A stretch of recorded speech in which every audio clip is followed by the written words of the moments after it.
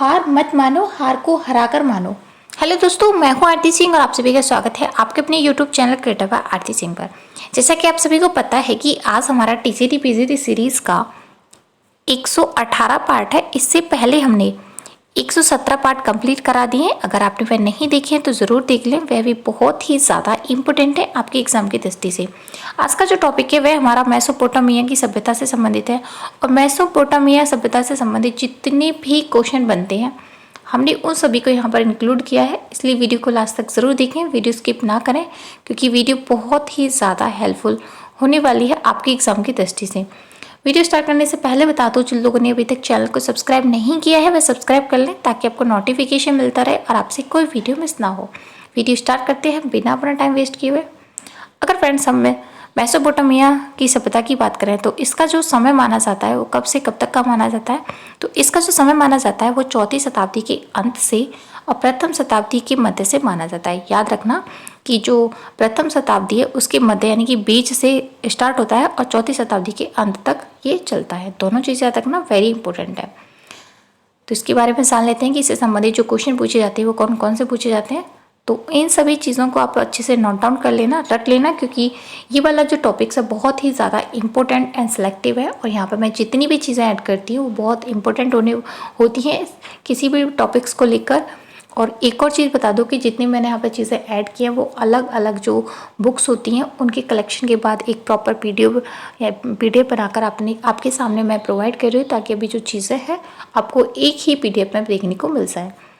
First हमारा कि अगर फ्रेंड्स आपसे पूछा जाता है कि जो मेसोपोटामिया का है यूनानी अर्थ है वह क्या है, तो मेसोपोटामिया का जो यूनानी अर्थ है वह 2 नदियों के बीच का प्रदेश माना जाता है।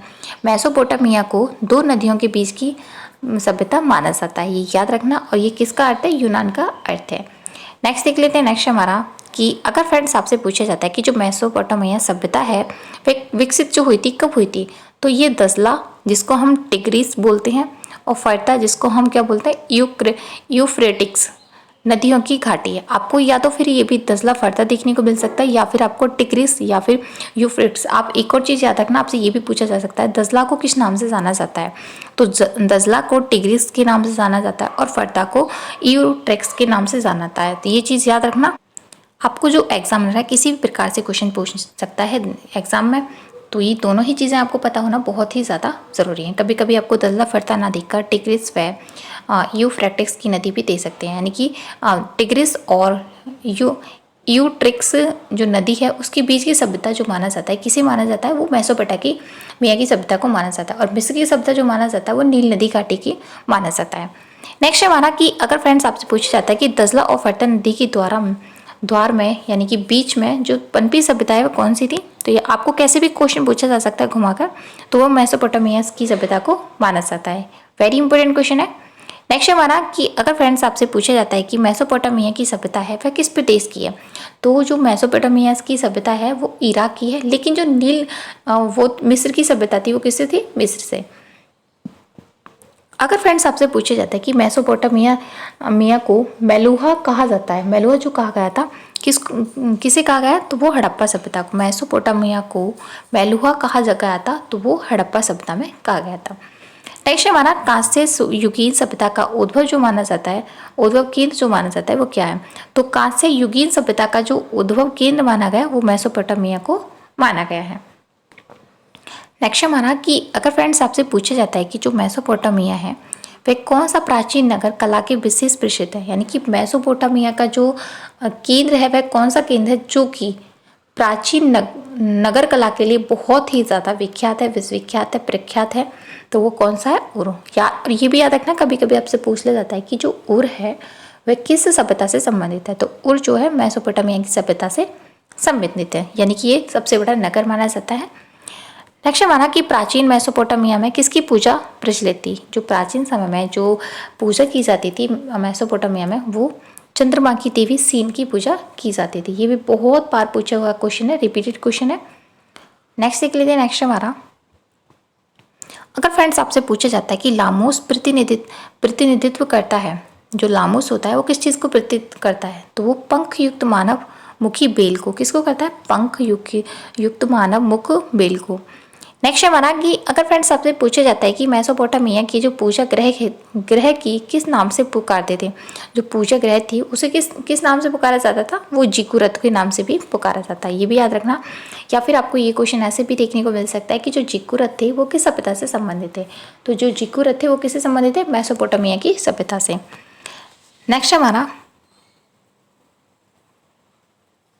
मेसोपोटा, ये टाइपिंग एरर है, याद रखना गलत हो गया। तो यहाँ पर मेसोपोटा में कला केंद्र कौन सा स्थान होता था, कला का जो केंद्र होता था वो क्या थे, तो वो पूजा ग्रह थे। आपको दोनों चीज़ें मैं क्लियर कर देती हूँ कि जो मिस्र की सभ्यता थी वो मृत्यु के समय की थी, मृतकों के समय की, जहाँ पर सब जो दफनाए जाते थे उस पर जो चित्रकारी की जाती थी उनकी कब्र के ऊपर, जिसको पिरामिड बोला जाता था, वो उससे संबंधित थी। लेकिन मेसोपोटामिया जो है वो पूजा अर्चना से संबंधित है, यानी कि जहाँ पर पूजा की जाती है, उनकी जो दीवारों पर पेंटिंग्स की जाती है या फिर जो शीशे युक्त चीज़ें जो बनाई जाती है उससे संबंधित है। नेक्स्ट हमारा कि स्लेडर सील का संबंध निम्न में से किस क्लास से है, यानी कि किस कला से संबंधित है, तो वो मेसोपोटा की सभ्यता से संबंधित है। याद रखना ये आपको देखने को मिल सकता है सिलेंडर सील। नेक्स्ट देख लेते हैं। नेक्स्ट है हमारा, अगर फ्रेंड्स आपसे पूछा जाता है कि सुमेरिया की सभ्यता किस नदी के तट पर है, अगर सुमेरिया की सभ्यता की बात करें तो वो यूफ्रेट्स, ये वेरी इंपॉर्टेंट है और रिपीटेड क्वेश्चन है, वेरी वेरी इंपॉर्टेंट, आप जरूर याद रखना, ये बहुत बार पूछा गया है एग्जाम्स में। तो सुमेरिया की सभ्यता है वो किस नदी के तट पर विकसित हुई थी, तो यूफ्रेट्स नदी पर प्रसिद्ध हुई थी। नेक्स्ट हमारा बेबीलोन की मीनार तथा झूलते हुए बाग कहाँ पर बने हुए हैं, वेरी वेरी वेरी इंपॉर्टेंट है, बहुत बार पूछा गया है। तो जो बेबीलोन की जो मीनार है और झूलते हुए बाग जो है वो कहाँ पर मिले हैं, बेबीलोन में, वेरी इंपॉर्टेंट है, आपको इजीली इसे याद कर सकते हो। लेकिन अगर झूलते हुए पूछे जाते हैं तो आपको इसमें बाग से भी याद करो, बेफोर बेबीलोन। नेक्स्ट हमारा, अगर फ्रेंड्स आपसे पूछा जाता है कि मेसोपोटामिया में बेबीलोन की झूलते हुए बाग किसके शासक में या कब बनाए गए थे, कब और कहाँ पर बनाए गए थे, तो उसकी बात करें तो कहाँ पर बनाए गए थे, तो कोल्डिया के शासक थे जिनका नाम था नेबुकदनेस्सर के शासन काल में बनाए गए थे। अगर समय की बात करें तो ये 6ठी शताब्दी में बनाए गए थे, यानी कि 6ठी शताब्दी के पूर्व में बेबीलोन, वर्तमान समय इराक, अगर समय प्रॉपर स्थान माना जाता है तो वो इराक में बनाए गए थे। अगर किसका समय था, वो कोल्डिया के शासक थे जिनका नाम था नेबुकदनेस्सर, ये याद रखना। और समय पूछा जाता है तो 6ठी शताब्दी के पूर्व। नेक्स्ट हमारा कि अगर फ्रेंड्स आपसे पूछा जाता है कि विश्व के 7 आश्चर्यों में गिना जाने वाला बेबीलोन के झूलते हुए बाग को किससे संबंधित माना गया है, तो वो शुमेर की सभ्यता से संबंधित माना जाता है, यानी कि ये जो बेबीलोन के झूलते हुए बाग हैं वो विश्व के जो 7 आश्चर्य थे उनमें गिना जाता है, जो कहाँ पर है, ईरान में। नेक्स्ट हमारा कि प्राचीन मंदिर के अवशेष कहाँ मिलते हैं, यानी कि जो प्राचीन समय के मंदिर हैं वो कहाँ पर देखने को मिलते हैं, तो वो इरिदू, मेसोपोटामिया की सभ्यता में कहाँ पर मिलते हैं, इरिदू में, ये भी वेरी इंपॉर्टेंट है। नेक्स्ट हमारा कि जिकुरत किसे कहते हैं, तो जिकुरत जो बोला जाता है वह मेसोपोटामिया में सुमेरियन बुक्स की सीढ़ीदार ग्रामीणों के आकार वाले पूजा गृह को बोला जाता है। याद रखना किसको बोला जाता है, जिकुरत, मेसोपोटा में सुमेरियन बुक की सीढ़ीदार जो ग्रामीणों के आकार वाले पूजा गृह होती थी उनको जिकुरत बोला जाता था। नेक्स्ट देख लेते हैं। नेक्स्ट है, अगर फ्रेंड्स आपसे पूछा जाता है कि रंगीन ग्लेज टाइलों का प्रयोग जो है बेबीलोनियन शासन के समय में हुआ था, कब हुआ था, बेबीलोन शासन की समय में हुआ था। बेबीलोन उन शासन या नेबुकदनेस्सर के समय में भवन निर्माण में हुआ था। आपको 2 चीज़ें बता देती हूँ यहाँ पर मैंने। अगर आपसे पूछा जाता है कि रंगीन जो गोल्ड टाइल्स का जो प्रयोग होता कहाँ पर हुआ था, तो बेबीलोन की जो शासक थी जिनका जो नाम था अंशक शासक नबूखदनेस्सर की भवन निर्माण के समय में हुआ था, वेरी इंपॉर्टेंट है।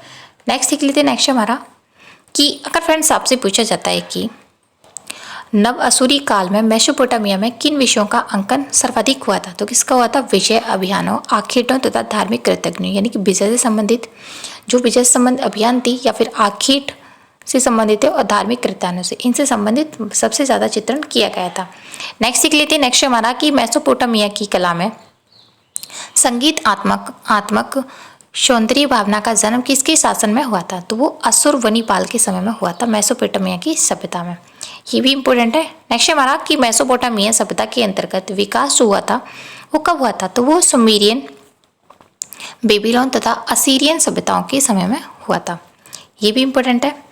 कुल मिलाकर यहाँ पर मैं जितने भी क्वेश्चन लेके आई वो इंपॉर्टेंट एंड सिलेक्टिव हैं, यानी कि ज़्यादा चीज़ें आपको पढ़ने को नहीं मिलेंगी। जो जो क्वेश्चन पूछे जाते हैं मैंने सिर्फ उन्हीं चीज़ों को यहाँ पर ऐड किया है।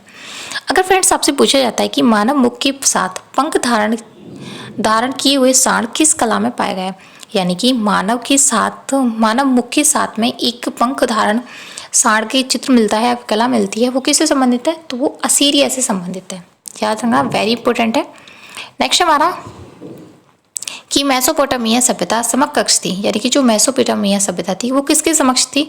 तो मिस्र की सभ्यता, सिंधु घाटी की सभ्यता, क्रेटन की सभ्यता, मायशीनिया की सभ्यता या पीत नदी घाटी की सभ्यता, इन सभी यानी कि इन सभी कलाओं से संबंधित थी, यानी इनके समीप थी। ये भी इंपॉर्टेंट है, इन सभी के बारे में याद रखना। नेक्स्ट हमारा कि अगर फ्रेंड्स आपसे पूछा जाता है कि विश्व की सबसे प्राचीन सभ्यता थी, अगर विश्व की सबसे प्राचीन सभ्यता की बात करें तो मेसोपोटामिया की सभ्यता को विश्व की सबसे प्राचीन सभ्यता माना गया है। नेक्स्ट हमारा कि कीलाक्षर लिपि, जिसको हम क्यूनिफॉर्म लिपि भी बोलते हैं, किस सभ्यता की देन है, यानी कि जो कीलाक्षर लिपि है या फिर क्यूनिफॉर्म जो लिपि है वह किस सभ्यता की देन है, या फिर उसकी जो सबसे ज़्यादा प्रयोग या सर्वप्रथम प्रयोग जो किया गया है वो किस में किया गया था? तो वो मेसोपोटामिया की सभ्यता में देखने को मिलता है। नेक्स्ट हमारा कि अगर फ्रेंड्स आपसे पूछा जाता है कि मेसोपोटामिया की सभ्यता वर्तमान में क्या और कहाँ जाता है, यानी कि मेसोपोटामिया की सभ्यता को वर्तमान समय में क्या बोला जाता है? तो वो इराक की सभ्यता बोला जाता है।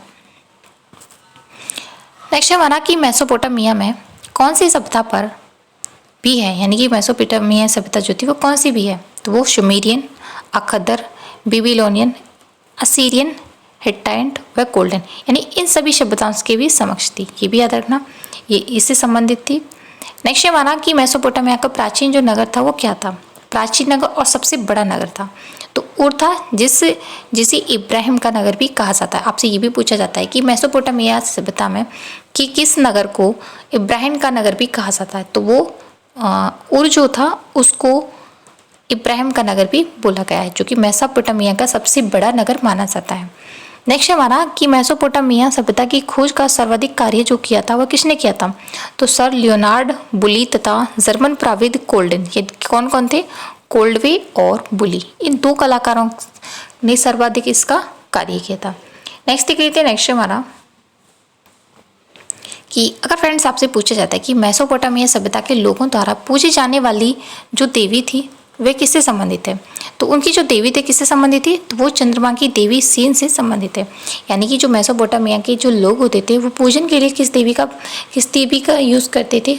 तो उनकी जो देवी थी वो कौन थी? चंद्रमा की देवी सीन देवी। नेक्स्ट हमारा अगर फ्रेंड्स आपसे पूछा जाता है कि मेसोपोटामिया के भवन था वो क्या कहलाते थे? तो जो भवन थे वो जिगुरत कहे गए थे।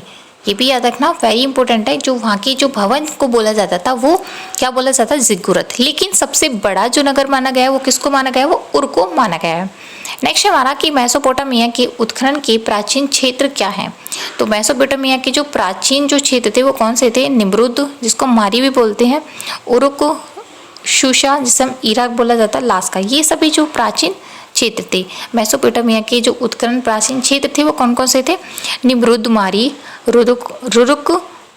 उरुक, शूशा ईरान में थे, लास्कस, ये सभी जो क्षेत्र थे वो किससे संबंधित है? वो मेसोपोटामिया से संबंधित है। आपको देखने को कोई भी मिल सकता है, तो ज़रूर याद रखना। जितनी भी यहाँ पे मैं चीज़ें बता रही हूँ बहुत ही ज़्यादा इंपॉर्टेंट एंड सिलेक्टिव है। नेक्स्ट देख लेते हैं। नेक्स्ट हमारा कि अगर फ्रेंड्स आपसे पूछा जाता है कि मेसोपोटामिया के पात्रों पर पशु पक्षियों का अलंकार किस आकृति में हुआ है, यानी कि वहाँ के जो पात्र होते थे उन पर जो चित्रण जो हुआ है किसका हुआ है, या तो ये पूछा जा सकता है तो वो पशु पक्षियों का होता, तो कौन से थे? वह ज्यामितीय रूप में किया गया है। ये भी याद रखना, कभी पूछा जा सकता है। नेक्स्ट हमारा सुमेरी युग का समय जो माना गया है वो कब माना गया है? तो सुमेरी युग का जो समय माना गया है वो 2700 से 2350 ईसा पूर्व का माना गया है। नेक्स्ट देख लेते हैं। नेक्स्ट हमारा अगर फ्रेंड्स आपसे पूछा जाता है कि जो सुमेरियन युग जो था उसे कितने भागों में बांटा गया था? सुमेरी युग को 2 भागों में बांटा गया था। ये भी याद रखना। पहला कौन सा था?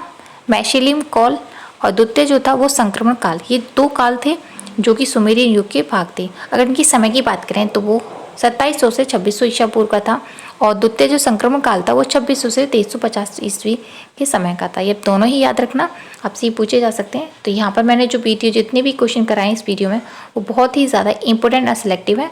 आज का जो वीडियो यहीं समाप्त होता है।